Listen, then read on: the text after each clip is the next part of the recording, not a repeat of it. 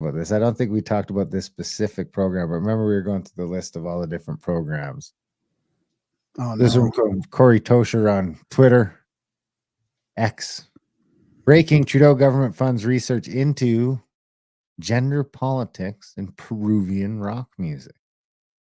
Finding social justice through distinctions in modest fashion. No, it's rock music?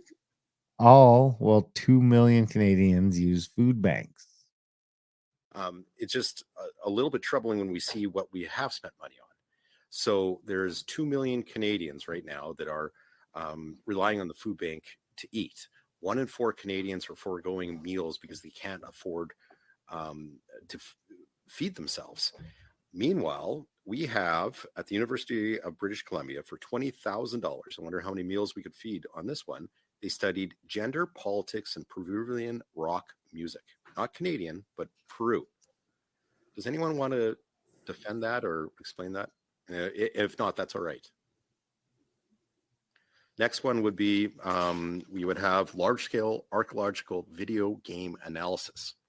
And this one is $280,000 the taxpayers paid to research large-scale archaeological video game analysis. Does anyone want to take a stab at that one?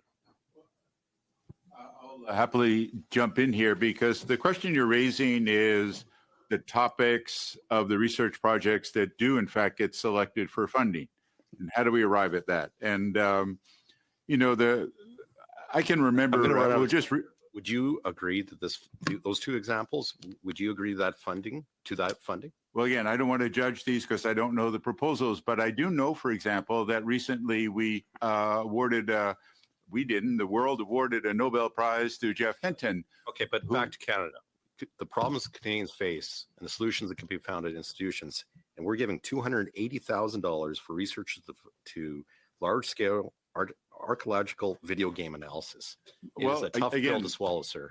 I can, off the top of my head, I would say the video gaming industry is now $1 billion industry worldwide. Which games succeed and don't, and how they relate to cultures and so on, has become a big preoccupation both in the industry and I think in many governments and societies. Why would I understand the gaming industry would support that, but why would the government want to know more about video gaming? And it's not just that one. If we continue on, there's University of British Columbia. This is where a province where there's 15,000 people lined up earlier this week for ugly potatoes. You might have saw that news coverage, that people are starving, that they'll accept any vegetables, and good on those producers to offer that food for hungry Canadians.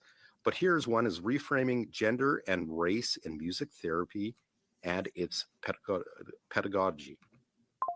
That's $20,000. I mean, to be fair, 20,000 is not much. I mean, it's just somebody's getting a research grant for, a fucking essay or a MBA or something. I get it? Dude, it's our tax dollars.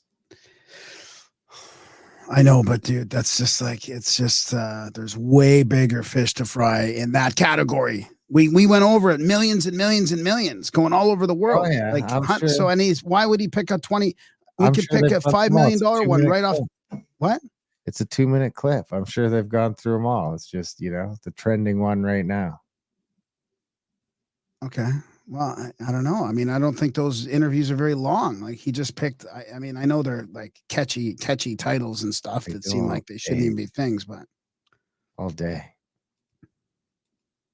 What? They go all day. Every day, 8 hours a day, just in there fucking blathering. But he doesn't go blabbing on like that was his example. It wasn't like he's going to keep bringing up more examples for the next 2 hours. I mean, they would shut him up if that happened.